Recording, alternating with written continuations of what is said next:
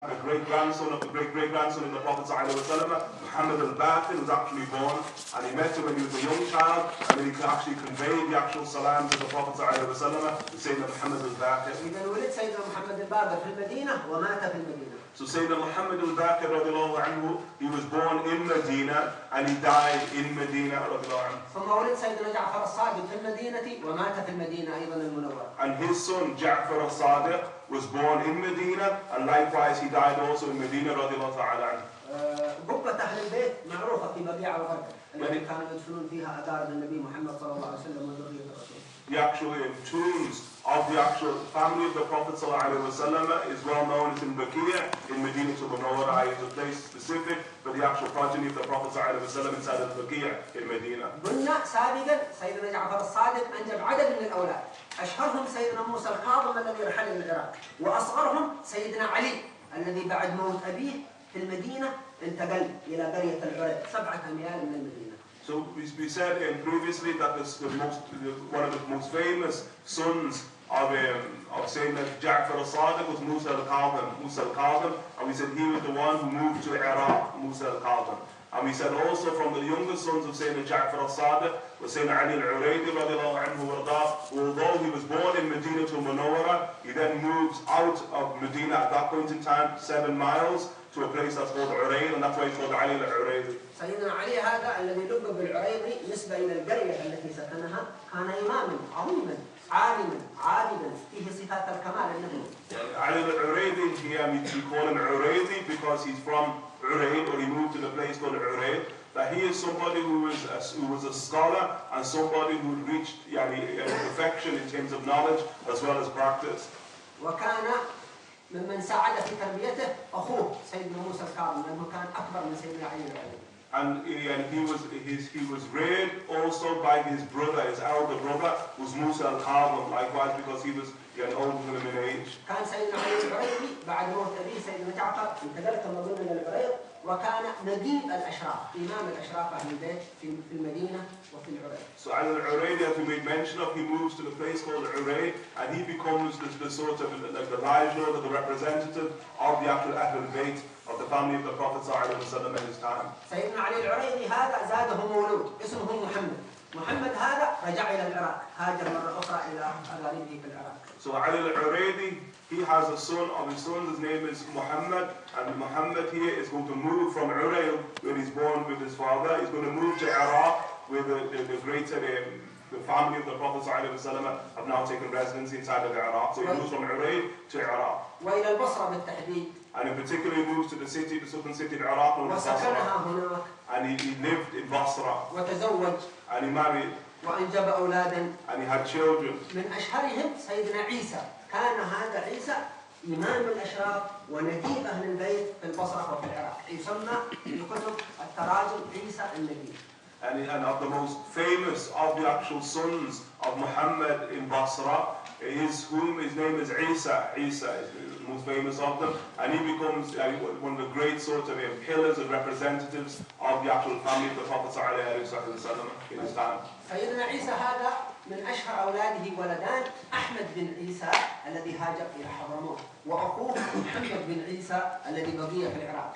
And so the two most famous sons of who Isa is Ahmed, and the other is Muhammad. So Ahmed is Ahmed bin Isa. He is the one who now is going to migrate from Basra to Hadramaut, whereas his brother Muhammad, he remains in the Iraq. قرب الناس من زمن النبي محمد صلى الله عليه وسلم كانوا يحبون أهل البيت محبة شديدة وعظيمة إيمانية. Those who were proximate to the actual time of the Prophet ﷺ, those formative generations, that they had like a profound and faithful love for the Prophet ﷺ and his family. And this was a love that was based upon faith, and it was sincere for Allah subhanahu wa ta'ala. And that love, that sincere love, will return back to the hearts of the nation of the Prophet ﷺ at the end of time.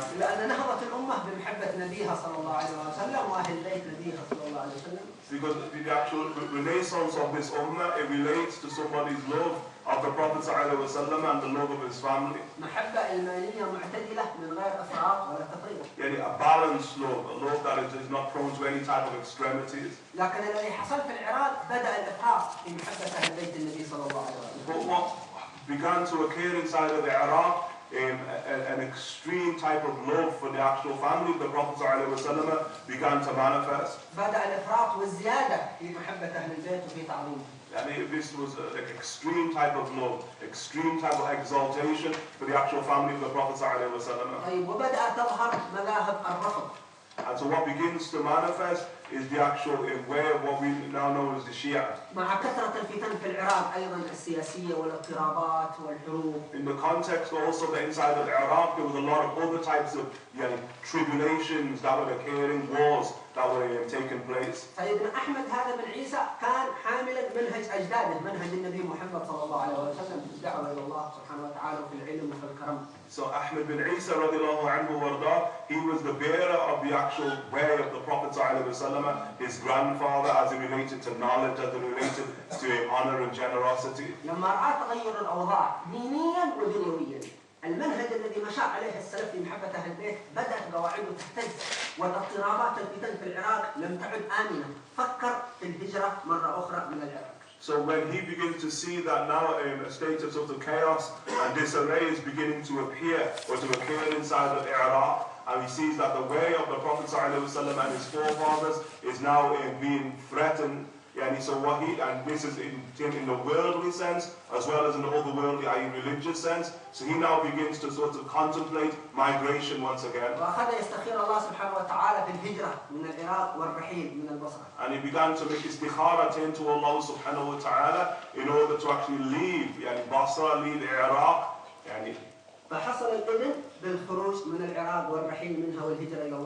So he received permission to actually leave Iraq, and then he began his journey from the Iraq towards the Prophet ﷺ.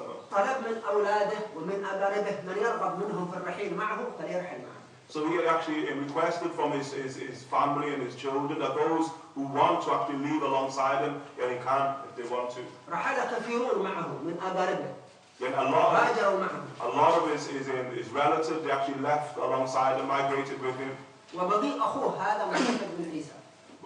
his brother Muhammad, the son of Isa, he remains in Basra. So Sayyidina Ahmed bin Isa now he migrates alongside his relatives and he reaches Mecca al-Mukarramah.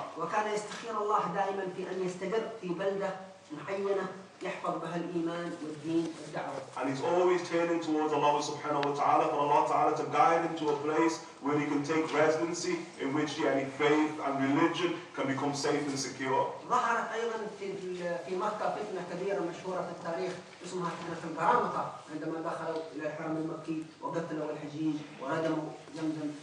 So and likewise also in Mecca al-Mukarramah, we're in a very turbulent period where also there's great tribulations taking place inside of Mecca, where there's a group who are called the Qaramita who have actually taken control of Mecca al-Mukarramah, and they've killed many of the pilgrims and they've tried to sort of bury Zamzam. كان سيدنا المهاجر يكرر الاستخارة إلى الله، دائما يكرر الاستخارة لعل الله يلهمه مكانا يمكث فيه ويتوطنه إلى الممات. So Imam Ahmed bin Isa radiallahu anhu is continually turning towards Allah subhanahu wa ta'ala for Allah subhanahu wa ta'ala to show him a place, guide him to a place in which he can take residency therein, a place that is safe for religion. ثم رحل إلى المدينة وأخذ يكرر الاستخارة عند النبي صلى الله عليه وسلم بأنه يمكث في المدينة ويتوطن المدينة. So thereby he actually leaves Mecca al-Mukarramah and thereby goes to Medina al-Munawwara, and he's now making once again turning towards Allah subhanahu wa ta'ala and towards the Prophet alayhi wa sallam for residency. ومع أن مكة والمدينة أفضل البلاد عند الله تعالى لم ينشرح الصدر ولم تحصل الإشارة بالتوطن في مكة والمدينة. Despite the fact that Mecca and Medina were the greatest lands of Allah subhanahu wa ta'ala, his heart was not at ease, nor did permission manifest for him to take residency in either of these two blessed places. وكثير من الأكابر لا يحبون التوطن في مكة والمدينة خوفا من عدم القيام بأدب مكة أو أدب المدينة. And there's many of the actual great luminaries of this religion who don't like or prefer to take residency in either Mecca and Medina out of fear of not being of those who have the correct etiquettes with Mecca and Medina. لذلك سيدنا ابن عباس خرج من مكة إلى الطائف قال لا أقدر على أن أقوم بآداب مكة وهذا لإدراكه بخصوصية هذه البلدة العظيمة. And that's why we see the likes of the great companion Sayyidina Abdullah ibn Abbas radiallahu anhu, that he actually left Mecca to the actual city of Ta'if out of actual fear of the adab of not behaving accordingly inside of Mecca, and this again is a great indication of his understanding of the actual rights of Mecca in and of itself. سيدنا علي العريضي هذا خرج من المدينة كذلك خوفا من أنه لا يقوم بحق آداب المدينة المعظمة التي فيها النبي الحي صلوات الله وسلامه. And then likewise here, Sayyidina Ahmed bin Isa, he actually leaves Medina to Munawwara again out of fear of not being of those who observes the correct etiquette inside of Medina to Munawwara, the place where the Prophet ﷺ, the living Prophet ﷺ exists. وقد ذكر الأكابر كالعارف الشعراني آداب التوطن في مكة والمدينة لأهل الخصوص لمن أراد أن يأخذ بركات مكة والمدينة. And the Imam, the great Arif, Gnostic, Imam al-Sha'rani, Abdul Wahhab al-Sha'rani, radiallahu ta'ala anhu wardah, he has made mention of the actual various etiquettes that somebody should observe inside of Mecca and Medina for the people of election, of those who want to take the real source of blessings from Mecca and Medina. كان سيدنا الإمام المهاجر يقدر أن يقوم بآداب مكة والمدينة، لكنه كان يخاف أن يأتي من ذريته أو من بعدهم من لا يقوم بحق آداب هذه البلاد المقدسة المحبوبة عند الله. The Muhajir, the migrant unto Allah Ta'ala, Sayyidina Ahmed bin Isa, radiallahu anhu wardah, he was of those who was of a rank where he was well able to observe the etiquette due to Mecca and Medina to Munawwara, where his fear lay in his actual progeny, whether the progeny could observe those etiquettes, so that's going to be the thing that forces him to actually leave these two blessed sanctuaries. سيدنا المهاجر يدرك أن أولاده وأحفاده ليسوا معصومين، فقد يقوموا بخطأ ما في مكة وفي المدينة فيكون أشد هذا عليهم وأعظم في الدين. And he knows that his progeny, that they're not ma'asum, they're not infallible, and so it's possible that error can manifest at their hands, which is untoward inside of a place such as Mecca to Medina. So this is going to force his migration from those places. إذن بعد تكرار الاستخارة سنتين وهو في الحرمين الشريفين يكرر الاستخارة حتى يظهر الحق واضحا. So he is now in a state of istikhara, tailing towards Allah subhanahu wa ta'ala for a period of 2 years, and he's seeking guidance from Allah subhanahu wa ta'ala of where he should go to. واستخارة من مقامه العظيم وهو إيمان مجتهد. Istikhara at the level at which he's upon, he's somebody at the highest echelons of religion. استخارة المؤمن العادي أحيانا تكشف الغيب وتبين الصالح. فكيف استخارة مثل هذا الإمام وفي تكرارها؟ And it's often or sometimes the actual istikhara of the laity, the common people of Islam, it can remove veils from the world of the unseen such that things can become clear for them. That's for the laity. So what about somebody at the level at which Sayyidina Ahmed bin Isa radiallahu anhu was at, and what's going to manifest for him? And especially in these 2 years he's engaged in istikhara. بعد تكرار الاستخارة ألهمه الله تعالى أنه يخرج إلى بلاد اليمن. Thereby Allah subhanahu wa ta'ala inspires in Sayyidina Ahmed bin Isa radiallahu ta'ala anhu that he should now leave for the land of the Yemen. سبحان الله بلاد اليمن من أبرك البلاد وفيها أحاديث كثيرة وردت في فضائلها. And glory be to Allah subhanahu wa ta'ala, the land of the Yemen is of the most blessed of the lands of the world, and there are multiple traditions on behalf of the Prophet ﷺ that clarify this. إذن فأخذ أحفاده وأقاربه وأهله كلهم إلى بلاد اليمن. So thereby he then takes his entire sort of family, all those who are alongside him, into the land of the Yemen. كان ثريا. And he was wealthy. أخذ أمواله كلها. He took all of his wealth with him. كانت كتب التاريخ تقول أن 30 جملا محملة بالذهب أموال المهاجر الله أحمد بن The books of history that they say that he had 30 camels that were filled with gold that were traveling alongside him when he was migrating to the Yemen. كان كل بلدة ينزل فيها يقسم على أهلها المال ويدعوهم إلى الله سبحانه وتعالى وإلى ترسيخ الإيمان. And every place that he descended onto on his journey, that he would begin to sort of give a great amount in charity to those people of those lands, and he would summon them onto the way of Allah subhanahu wa ta'ala. كانت الناس تحبه. And people had profound love for him, and due to the vastness of his knowledge and his rectitude and his worship, and likewise also his great munificence, and that he couldn't care less about the world. And so thereby he enters into the land of the Yemen. And he initially takes residency in a place that is close to a very, very important and famous place in the Yemen, which is called Zabid. وجلس فترة بالقرب من زبيد في وادي يقال له وادي سردب. And this is called the Valley of Sardub. This week, he's going to stay there for a while in the Valley of Sardub. جماعة من أقاربه قرروا التوطن في هذه البلاد في زبيد ووديانها القريبة منها كوادي سردب ووادي سهام وقال نحن نتوطن فيه. Some of his actual family now decide to actually take residency here in the vicinity of Zabid, Sardub, and somehow they're going to remain there inside of these valleys. سيدنا المهاجر كان يستخير أيضا. But Sayyidina Muhajir, Sayyidina Ahmed radiallahu anhu, he's still in a state of istikhara unto Allah subhanahu wa ta'ala. بعد أن مكث فترة في شمال اليمن في زبيد وسردب ونواحيها. Yeah, after a while of staying inside of these valleys. ومع الاستخارة نوى الرحيل مرة أخرى والهجرة مرة أخرى. Alongside istikhara, he makes the intention to continue moving, and he leaves. كل ما اشتراه من مزارع وأراضي وأموال تركها لأهل تلك البلاد ورحل إلى الله. And everything that he bought from all these plantations and farmlands and what have you, that he would just leave it for the people of those lands, and he just moved on. هاجر من بلاد اليمن إلى حضرموت. So thereby he moves from the Yemen, what's considered now North Yemen, to Hadramaut. حضرموت كانت الظروف الظاهرة لا تصلح لسكنها. If we looked at Hadramaut in that time, in the outward sense, it wasn't the sort of place somebody would want to live. كان كثير من أهلها متأثرين بأفكار الخوارج وعدم محبة أهل البيت. Many of the residents of Hadramaut in that age, that they were people who were affected by the actual way, the deviant way of the Khawarij, and they held a disdain for the family of the Prophet ﷺ. كانوا أهل السنة فيها قليلون ليس لهم الشوكة والغلبة والقوة. Then there were very few people who were considered Sunnis from the way of Ahl Sunnah, and those who existed didn't have any power, wielded any power in Hadramaut. كانت أرضا قاحلة وصحاري ليست كزبيد ونواحيها أرض مليان ومزارع وأنهار. It wasn't like a fertile land. This is desert tract. It's not like Zabid. Zabid is very fertile, a lot of farmland. في ظاهر الأمر لا تصلح للسكنة من الناحية السياسية ومن الناحية الاقتصادية أرض قاحلة صحراء جافة جدا. So outwardly we could say that it wasn't a place somebody would want to live, whether we look at it from a political perspective or whether we look at it from an economic perspective. وصل إلى حضرموت وسكن بداية في قرية صغيرة اسمها الهجرين. So he arrived at Hadramaut and he initially takes residency in a small place that is called Hajrain. ظن أقاربه أنه سيتوطن هذه البلاد. And his family now think that he's now going to actually take residency inside the Hajrain. He's going to live there permanently. خصوصا أنه طال سكنه فيها.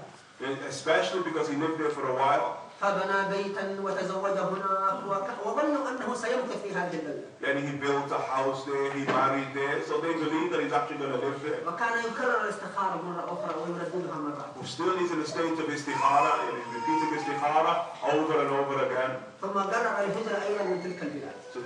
But once again he decides to actually migrate, to actually leave in Hajrain. الغريب أن البيت الذي بناه سيدنا الإمام المهاجر وسكنه إلى الآن موجودا منذ تلك الفترة من سنة 300 هجرية. And what is amazing is that the actual house that Imam Muhajir actually built still exists in Hajrain, still exists to this day. And he built this in the actual 4th century of Islam. ثم عزم على الهجرة أيضا من تلك البلاد. But once again he decides to leave Hajrain. وهاجر إلى عمق وادي حضرموت. And thereby he migrates to the actual sort of the epicenter of Hadramaut. الهجرين لا تعتبر من وادي حضرموت، تعتبر من وادي دوعن. And Hajrain is not, strictly speaking, is not in the valley of Hadramaut. It's in what you call the valley of Daw'an. حضرموت هاجر إليها سيدنا المهاجر إلى الله. So Imam Muhajir ilallah, he migrates to Hadramaut. ورأى أنها بلد في الظاهر قاحلة وليست ذات أنهار وأشجار. So again, he sees the reality of Hadramaut, that it's not a place of lush gardens and rivers, but it's desert tract. ولكنها مباركة كثيرة البركات كثيرة الخيرات الباطنية والإيمانيات.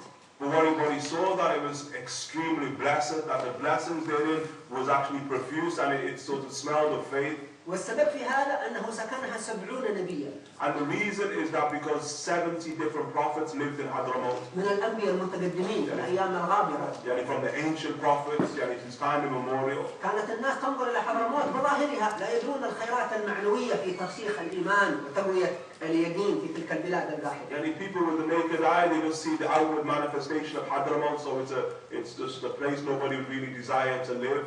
Okay, but they don't see the reality of Hadramaut in and of itself. حتى أشار النبي صلى الله عليه وسلم إلى حضرموت في حديثه. So such that the Prophet صلى الله عليه وسلم alluded to Hadramaut in a tradition.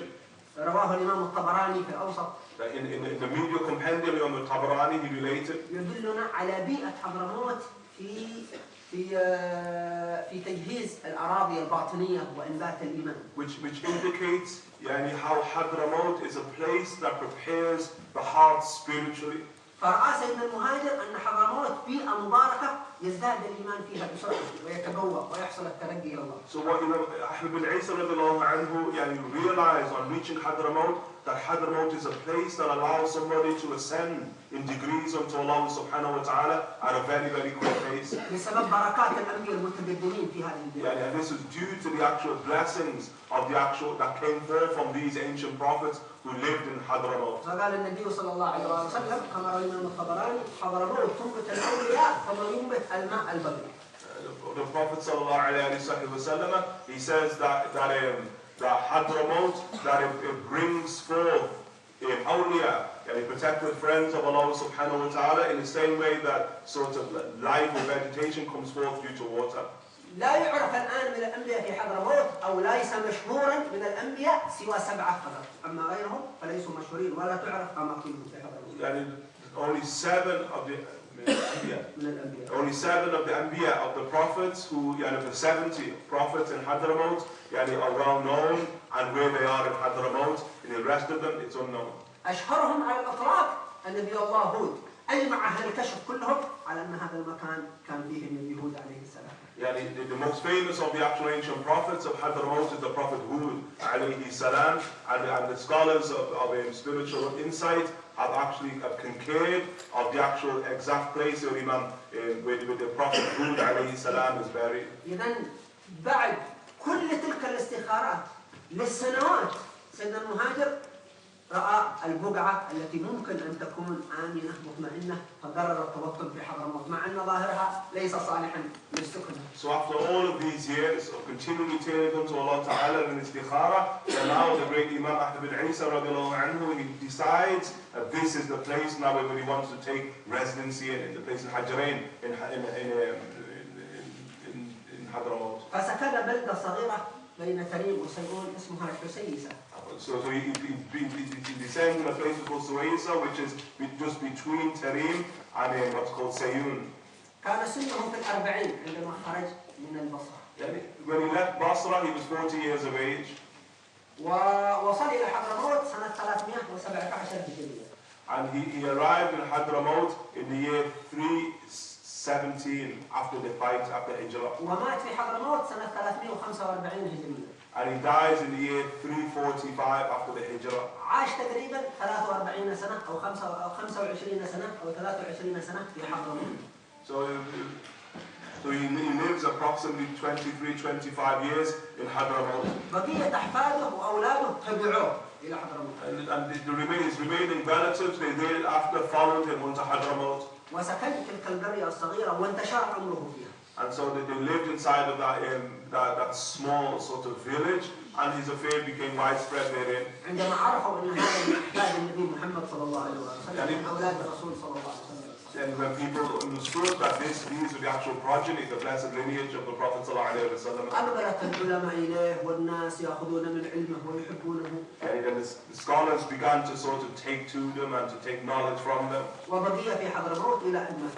And he remained in Hadramaut until the day he died. إذن الأشراف آل با علوي هؤلاء من ذرية سيدنا أحمد بن عيسى الذي سمي المهاجر لأنه تنقل من مكان إلى مكان. So the noble descendants of the Prophet sallallahu alaihi wasallam in Hadramaut, that they're all from the actual progeny of Sayyidina Ahmad ibn Isa, the migrant to Allah subhanahu wa ta'ala. كانت في بداية وجوده في حضرموت الكل متقبله.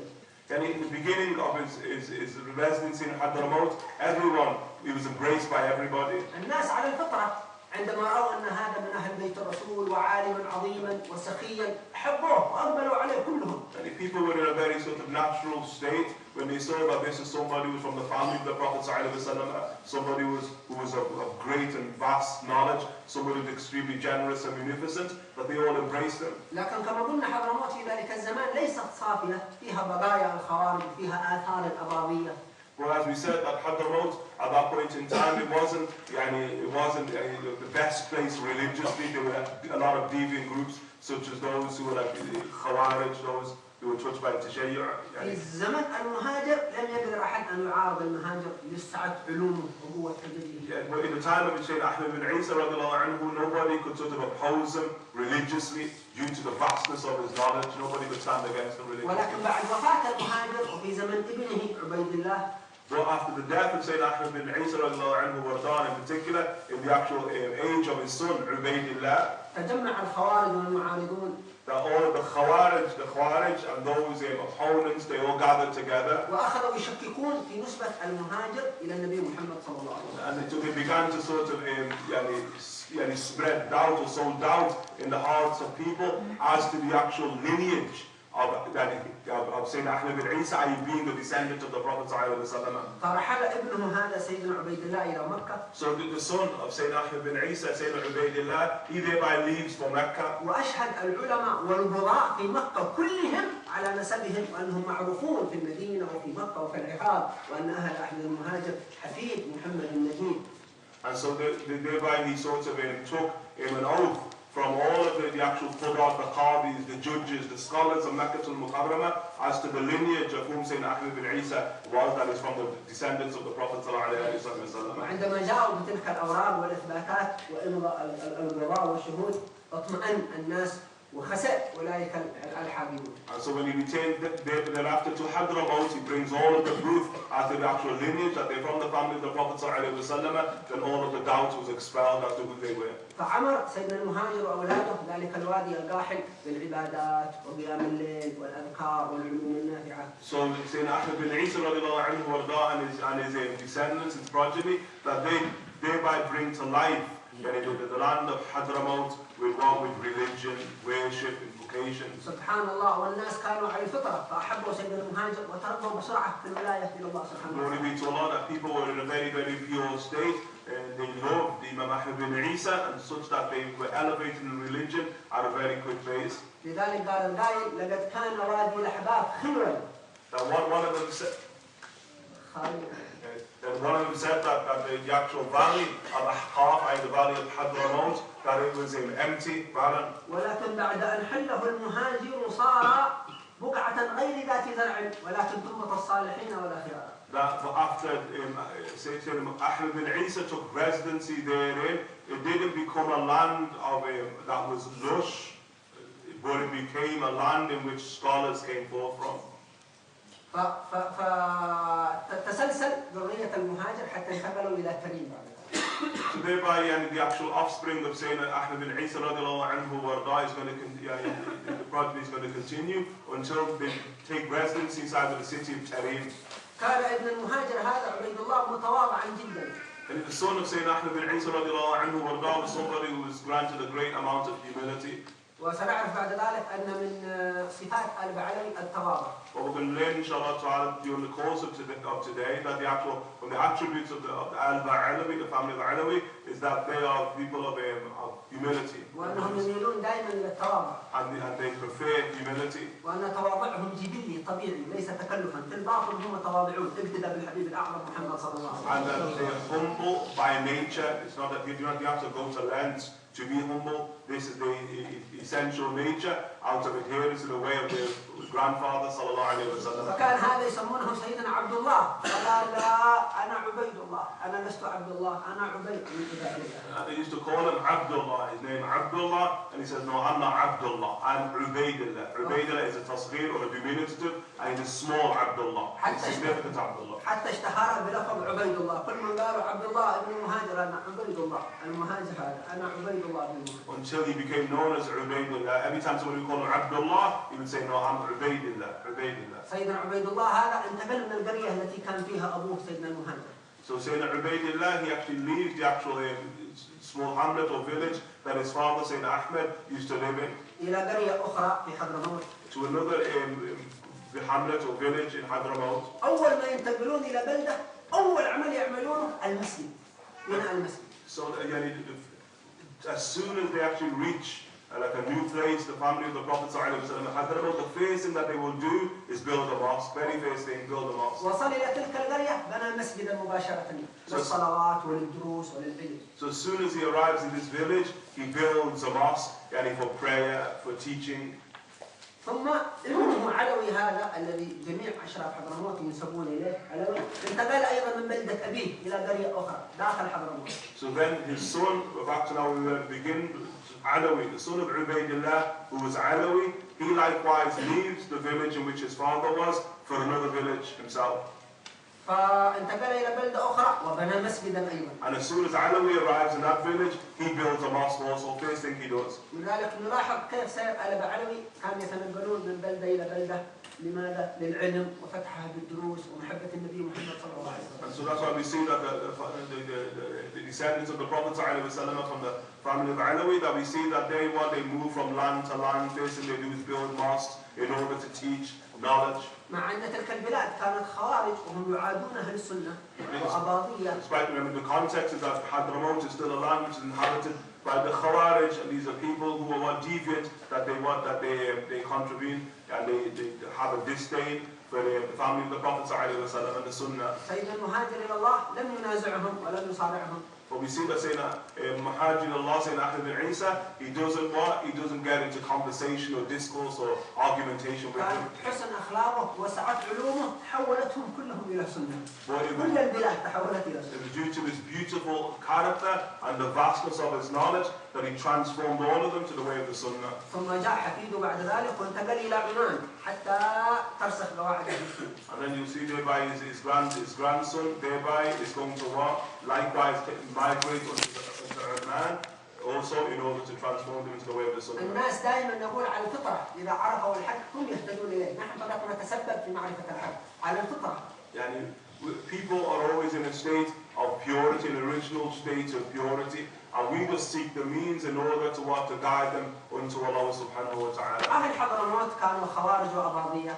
And the people of Hadramaut, that these were people who were affected by deviant beliefs. وشرق حضرموت كله إلى عمان كانوا خوارج وأباضية. And here it's from Hadramaut and all of the eastern provinces of Hadramaut all the way to Oman, all of them were affected by deviant beliefs. وكانوا يظنون أن ذلك المذهب هو الحق.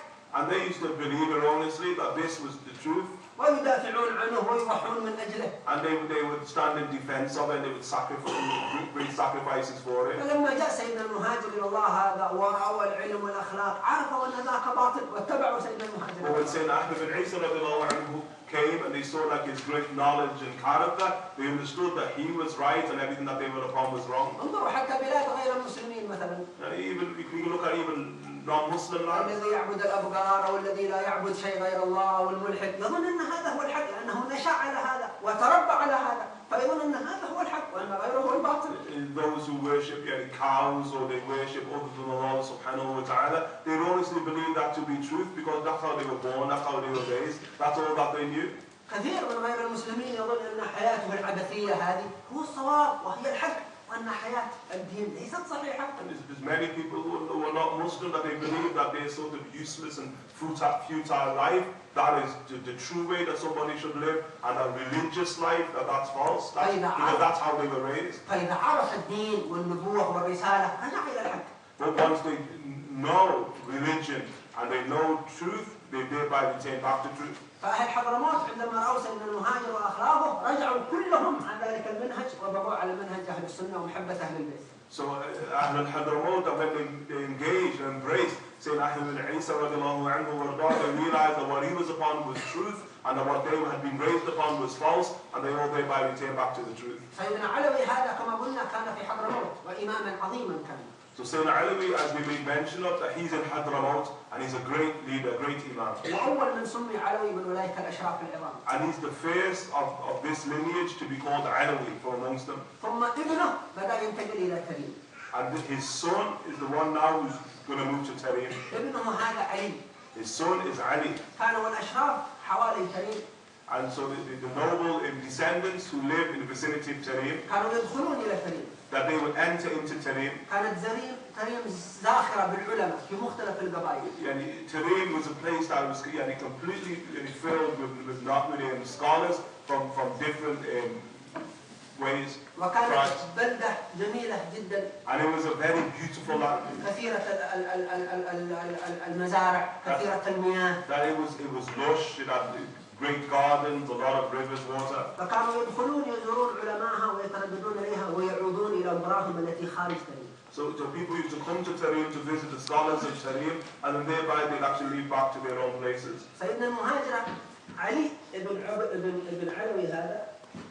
So Ali, the son of Alawi, الذي أول من سمي علوي في العلويين. the father being the first one to be called Alawi from amongst the actual Alawiyin. كان يتنقل في الدعوة إلى الله. So he used to travel a lot, calling onto the way of Allah. فذهب إلى بلدة أبعد من تريم. So he went to a land that was further than Tarim, further away than Tarim, more remote than Tarim. مباشرة بنى مسجدا ومدرسة. And the first thing that he does is that he builds a mosque. المسجد للعبادة وللاعتكاف. And a mosque that is for worship and for residency. والمدرسة للعلوم الواسعة الغزيرة. And the school was for knowledge, for teaching.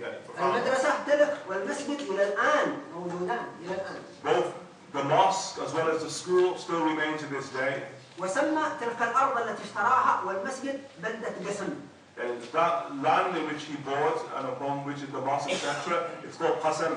لكنه أحب تريم، كان يعود دائما إلى تريم. Well, he had a profound love for Tarim, so he never necessarily took residence in it, but he used to continually return back to Tarim. فلما عرف أهل تريم أنه من أهل بيت النبي محمد صلى الله عليه وسلم. But when the people of Tarim knew that he was from the actual descendants of the Prophet ﷺ, رغبوهم في الإقامة في تريم والتوطن في تريم. that they began to sort of apply pressure upon him, beautiful pressure upon him, to actually live in Tarim. وقالوا لهم هذه تريم بلدة العلماء والعبادات والمساجد، هنا امكثوا في تريم. He said like Tarim is a land of scholars, a land of mosques, etc. And he come and live with us in Tarim. فسيدنا علي هذا سكن في تريم فعلا. So Ali then took residence inside of Tarim. وبنى مسجدا في تريم. And he built a mosque in Tarim. المسجد المشهور جدا الذي يقال مسجد آل با علوي. It's the most famous mosque in Tarim. It's called the Mosque of Ba Alawi. كان الأشراف آل با علوي يأتون إلى مسجدهم هذا. So the actual noble descendants of Ba Alawi used to come to this mosque of theirs. ويحيون الشعائر الدينية في هذا المسجد. And they would bring to life the sacred symbols of religion inside of this mosque. يحيون ليلة المولد النبوي وليلة الإسراء والمعراج وما شابهها.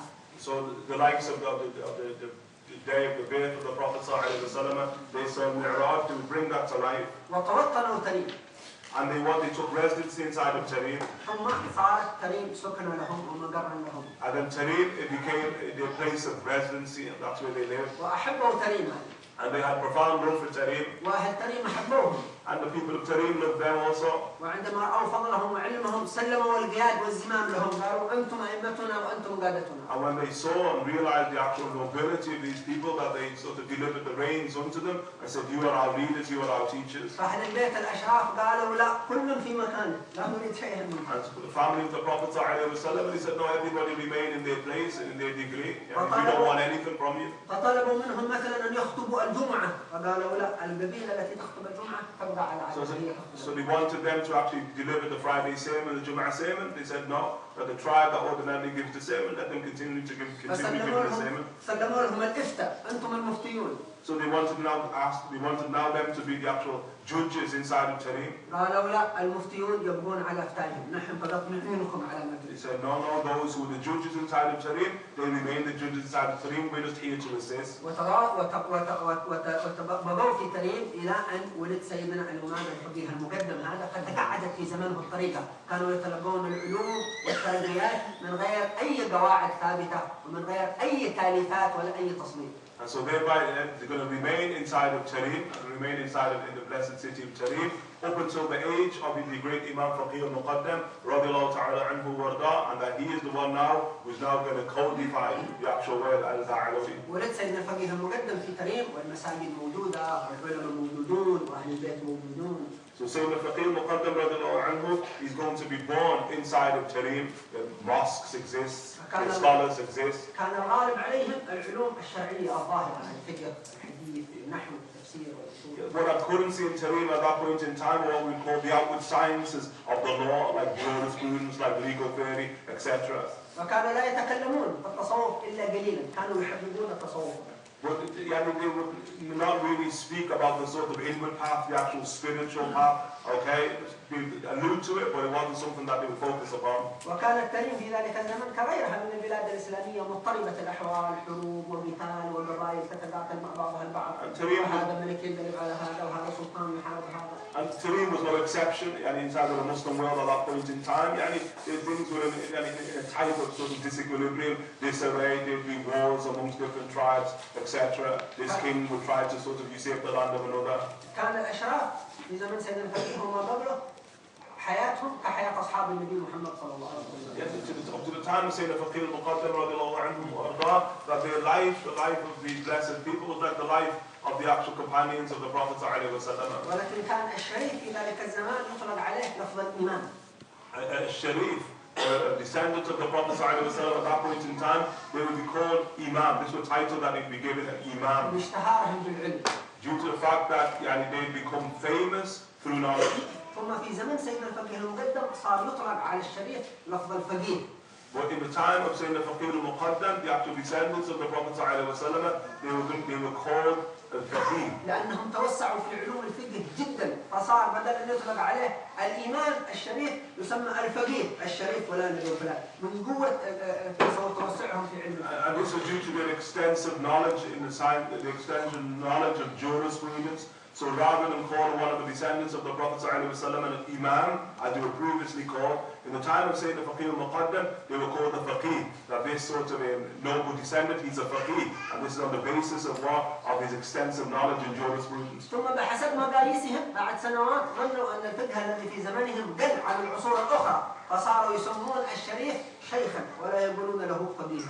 And then thereafter, according to the people of later generations, they saw that, or they perceived that their knowledge of the law was small in relation to those who preceded them. So they no longer called somebody a faqih, but they would call him a shaykh.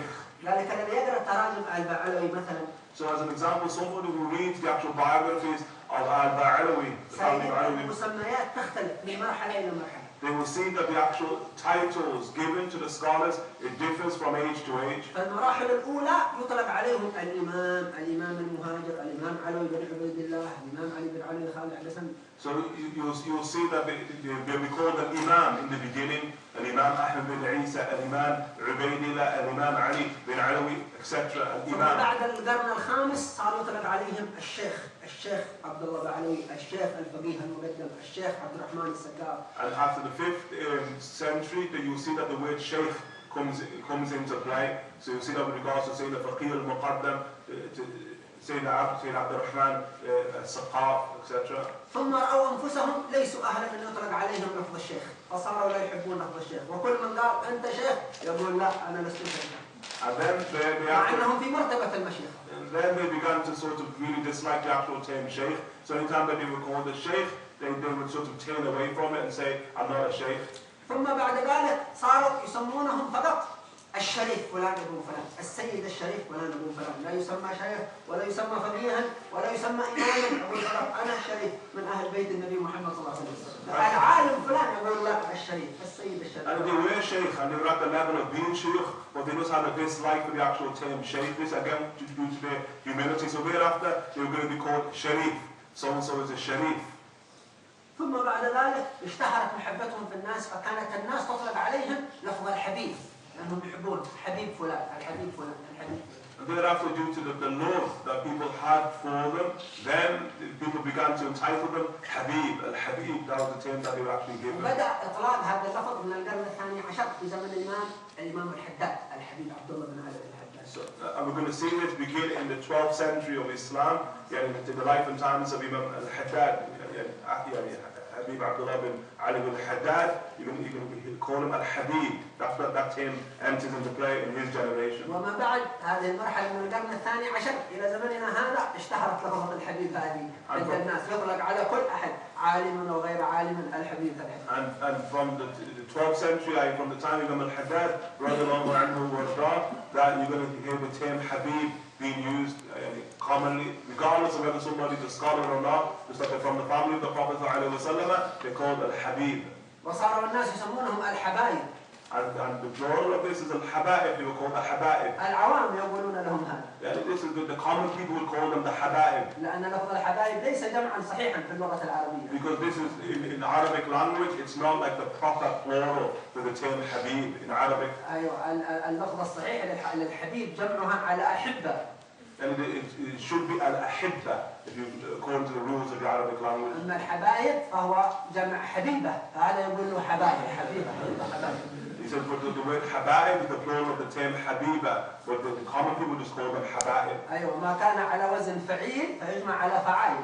And that which is upon the actual morphological scale of fa'il, then its plural is fa'a'il. أيوة أما الحبيب فصار هذا مشهورا عند الناس من يدري ومن لا يدري. And whereas with the term Habib, that khalas, it was something that became well known regardless of whether people knew or not. طيب نسأل الله أن ينفعنا إن شاء الله. We ask that Allah subhanahu wa ta'ala benefits us. أولئك الشيوخ الكمل. And by virtue of these sort of great السلاسل القرآنية إلى النبي محمد صلى الله عليه those who have illuminated transmissions back to the Prophet sallallahu alaihi wasallam. سنعرف في أخبارهم ومناقبهم. And we're going to know through their biographies وصفاتهم. and through their attributes شيئا عظيما. something really great. يجعلنا نخجل أن نتكلم عنهم. يجعلنا نخجل أن نتكلم. That renders us fearful of speaking about them. ولكن لأننا إذا تكلمنا عنهم نحصل على بركاتهم ونتحقق بحبائبهم نتكلم. InshaAllah ta'ala, due to the fact that if we speak about them, we can attain their blessings, and maybe if we like them, we will speak about them. ولأننا إذا تعلقنا بهم فنحصل بركات من الله عز وجل. And if we sort of speak about them, we attain blessings from Allah subhanahu wa ta'ala. وهذا ليس خاصا فقط بهؤلاء الأشراف.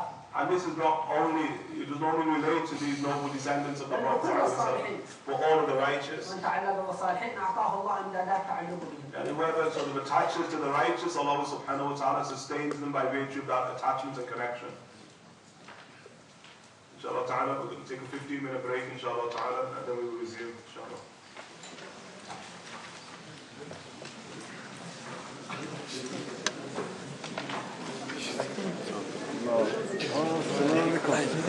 How are you?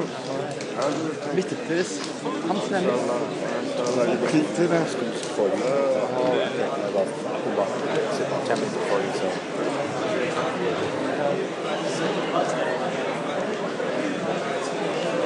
Margaret was the song is reserved for someone, but I don't know. Oh, okay. Listen, What are you saying? this says it's been translated. The book's out already then.